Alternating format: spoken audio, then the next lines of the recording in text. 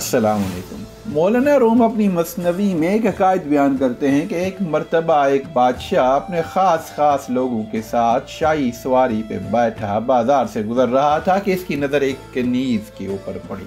वो औरत क्या थी? किसी शाहकार का तराशा हुआ मुजस्मा था जिसका हुस्न क़यामत खेज था। बादशाह जब वापस महल लौटा तो दिले बेकरार को किसी घड़ी चैन नहीं आ रहा था। वो इस मुजस्माए हुस्न पर सो जान से कुर्बान हो चुका था।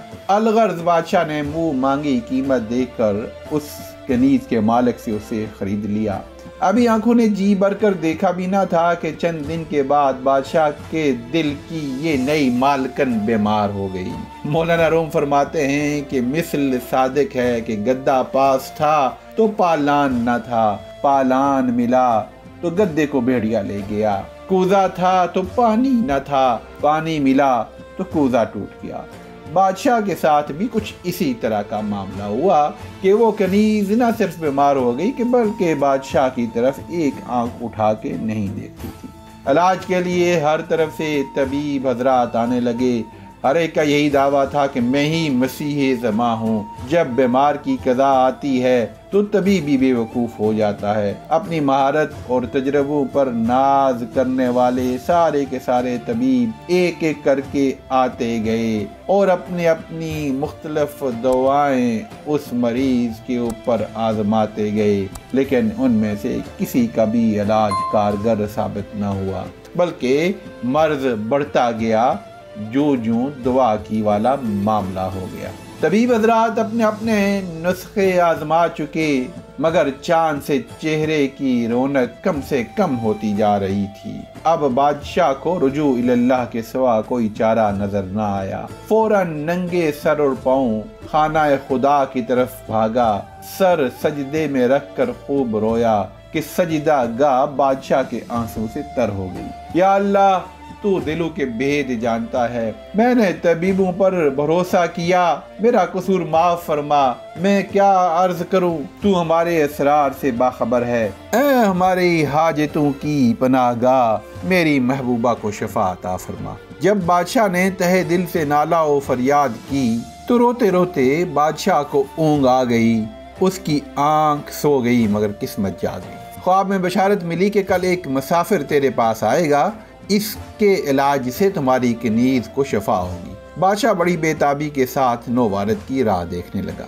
एक बुजुर्ग सूरत शख्स दूर से हलाल की तरह जाहिर हुए और जो नजदीक आते गए आफताब की तरह रोशनी फैलती गई। बादशाह ने आगे बढ़कर इनका इस्तकबाल किया। कलाम व ताम से फारग होकर बादशाह इन बुजुर्ग को अपने महल में ले गया।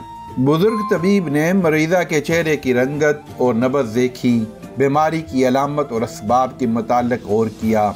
सब कुछ देख सुनकर दिल में कहा कि इसे कोई जिस्मानी मर्ज लाहक नहीं, बल्कि ये तो इश्क के मर्ज की मरीज मालूम हो। ये मालूम कर लेने के बाद तबीब ने बादशाह से कहा कि बीमार से तखलिया में गुफ्तगू करना चाहता हूँ। सब लोगों के चले जाने के बाद तबीब ने पूछा, ऐ शाह बेगम, ये तो बताएं आप किस इलाके की रहने वाली हैं? ये मैं इसलिए पूछ रहा हूँ कि हर इलाके का तरीके इलाज मुख्तलिफ होता है। आप अपने शहर से किस तरह जुदा हूँ? ये कहकर मरीज़ा की नब्ज़ पर हाथ रख दिया। किसी के पाँव में कांटा चुभ जाए तो उसे निकालने के लिए कितनी काविश करना पड़ती है।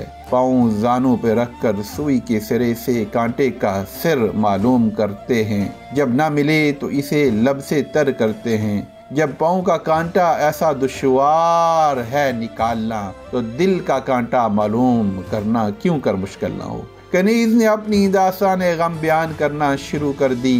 पहले अपनी सहेलियों और रिश्तेदारों के मुताल्लिक बताया। इनके जिक्र से ना इसका रंग बदला, ना नब्ज़ में तगय्युर वाक़ई हुआ। इसी तरह वो हर शहर और हर घर का जिक्र करती रही, जहाँ जहाँ इसकी बूदो बाश रही।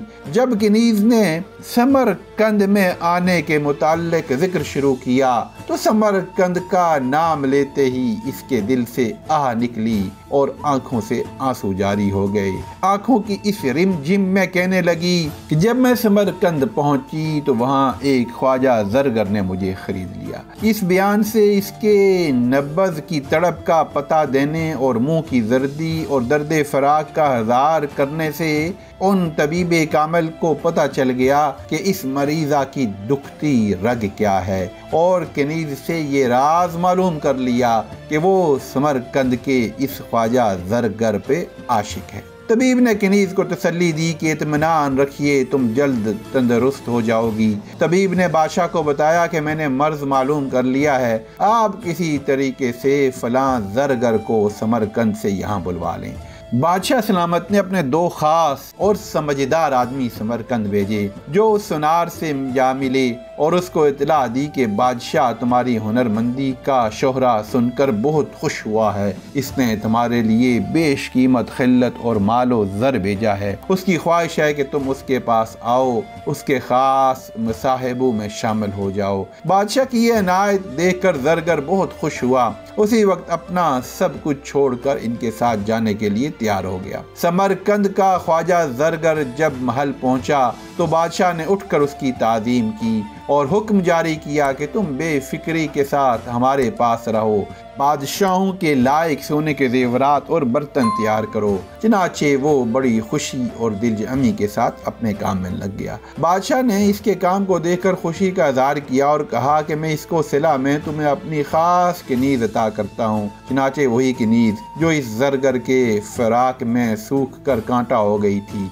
इसे दे दी गई। कनीज़ जब अपने दिलरुबा के पास पहुंची तो उसका दुख दर्द सब जाता रहा। देखते ही देखते वो चंद माह में सही सलामत हो गई। इसका खोया हुआ रूप और जोबन फिर से बहाल हो गया। साथ ही इस तबीब कामिल ने ऐसा शरबत तैयार किया जिसे ज़रगर ने नोश किया और वो पानी में नमक की डली की मानत घुलने लगा। कनीज़ के सामने इस तवील बीमारी के सबब ज़रगर का रूप आहिस्ता आहिस्ता जाता रहा। आंखें अंदर को घुस गईं, चेहरे की सुर्खी जाती रही। ये हालत देखकर कनीज़ की मोहब्बत भी रफ्ता रफ्ता काफूर हो गई। अब वो कनीज़ इश्क की बीमारी से शिफा पा गई। इस कनीज़ की मोहब्बत सिर्फ सूरत परस्ती थी, इसीलिए सूरत के बिगड़ने से ही आहिस्ता आहिस्ता वो इश्क भी ज़ायल हो गया, जो इश्क सिर्फ रंग और रूप की खातिर होता है। वो दरअसल इश्क नहीं बल्कि फिस्क होता है। इस तरकीब से तबीब ने कनीज़ के मर्ज़ इश्क का इलाज किया और इसे तंदुरुस्त करके बादशाह के दिल को मसरूर और आँखों का नूर बना दिया।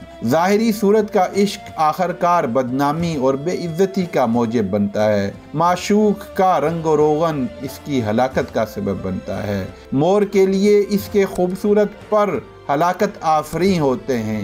हिरन को शिकारी मुश्क के लिए मारते हैं। लोमड़ी को पोस्तीन के लिए हलाक किया जाता है। मौलाना रोम फरमाते हैं, ऐ तालिब, इस महबूब हकीकी का इश्क इख्तियार कर जो हमेशा बाकी रहने वाला है, जो मोहब्बत व मार्फत की जहाँ फ़ज़ा पाक शराब पिलाने वाला है।